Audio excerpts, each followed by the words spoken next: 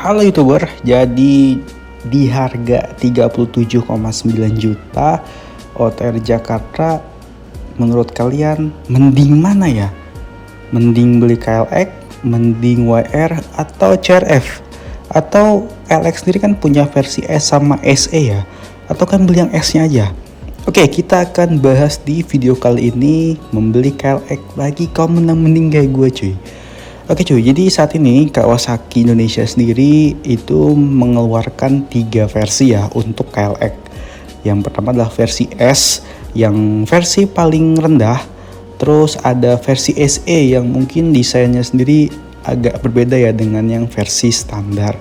Kita akan bahas dari sisi fitur, kira-kira mending mana ya di harga 37 juta itu kalian tuh bakal dapet apa aja cuy.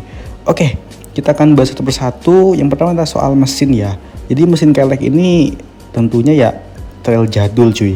Karena kalian tahu sendiri lah, motor ini tuh mungkin kisaran dari gue SMA kali ya. Mungkin mesinnya nggak ada perubahan, tetap menggunakan mesin yang 144 cc 5 percepatan. Jadi cenderung identik ya. Mungkin ada improvement atau pengembangan tambahannya, cuma itu nggak yang besar gitu. Dia tetap menggunakan masih hampir mirip-mirip lah spesifikasinya ya.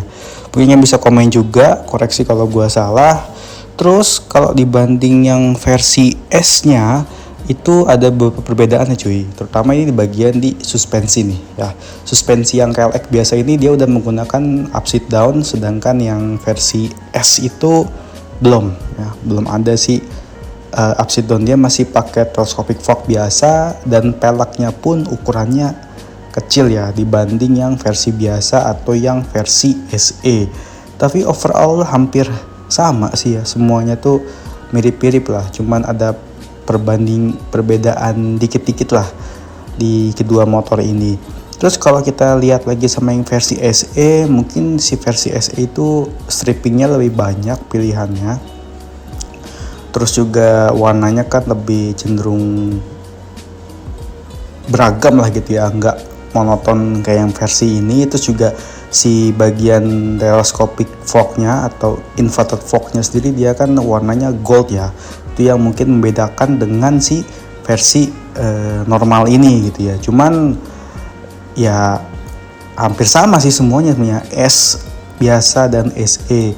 Kalau kalian tipikal yang lebih suka mending beli motor basic yang mau dimodif-modif, kalian bisa beli yang S.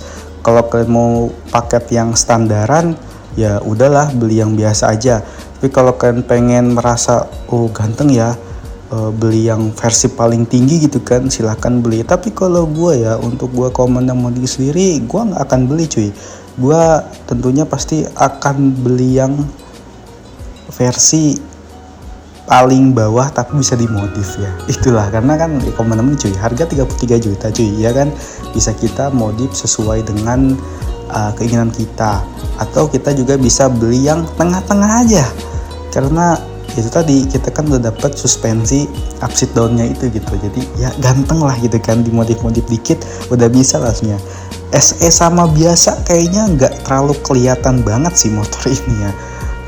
Coba kan bisa komen ya. Kalau menurut gue sih nggak ada bedanya gitu kan, sama-sama aja gitu. Apalagi pasti 80% atau 70% kalian beli motor trail ini tuh ganti stripping gitu kan kayak motor ini. Tapi pribadi gue ya, untuk secara user atau daily use, gue sih prefer sebenarnya nggak akan beli yang tipe KLX 150 ini. Gue pasti akan naik ke KLX 230 ya di atasnya. Karena kalau nggak salah tuh harganya hampir mepet-mepet ya, dia di 44 juta atau 45 juta ya. Koreksi saya di bawah, karena kan tergantung daerah tuh beda-beda.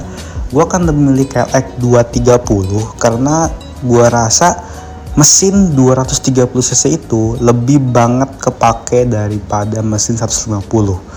Gue ngerasa gue butuh power yang lebih, gue butuh feel torsi yang lebih, dan itu ada di 230. Rasanya itu memang kalau naik motor trail 150 tuh kayak nanggung cuy. Gue ngerasain ketika gue naik KLX ini kan cuman 5 speed, terus cc-nya kecil juga 144, naik CRF pula, itu kayak nggak puas gitu ngegasnya. Memang ya motor sih nggak akan dipakai ngebut gitu ya, cuman apa ya, ada yang kurang lah gitu. Mungkin kalau mesinnya sendiri di setting sesinya lebih besar mungkin lebih enak gitu kan ditarik. Soalnya itu tadi ya, semototrailnya motor-motor di Indonesia ini dia speknya masih bisa dipakai on the road ya. Jadi memang lebih ke balance, bukan yang lebih ke sport atau lebih ke trabas kayak YZ atau si CRF 150R ya, yang tipe R-nya gitu, atau KLX R-nya itu pasti beda lah tarikannya. Terus kita bandingin lagi sama si teman-teman sebelahnya, tentunya KLX nih gue masih pilih banget ya dibanding CRF. Nggak tahu kenapa gue lebih suka, dari feel pribadi tarikannya sama CRF tuh jauh banget men, feel ridingnya pun jauh banget. Apalagi rangkanya pun udah kokoh dibanding CRF yang cuman satu batang rangkanya. Terlepas dari itu mesin Verza atau bukan, gue ngerasa kurang bagus aja sih buat mesin dari si CRF ini. Gue lebih suka terabasan pakai KLX, atau sekalian kan mau beli WR ya, karena WR sendiri mesinnya menurut gue yang terbaru. Cuman nggak tahu kenapa banyak yang komen negatif, terutama bagian radiator ya, dan juga si suspensinya itu dia belum menggunakan upside down. Padahal sih menurut gue penggunaan radiator itu motor-motor trail yang cc besar rata-rata pakai radiator cuy. Apa ya, tapi orang di sini malah nggak suka ya, aneh juga sih gue. Dan memang WR ini meskipun dia masih teleskopik, tapi anehnya si suspensinya itu paling besar men. Bahkan dibanding KLX ini aja masih besaran suspensinya WR cuy, bener. WR tuh dia suspensinya mirip-mirip pakai R25 men, kayak motor 2,5, besar kali. Jadi emang kelihatannya tuh dari depan tetap gagah cuy. Bagaimana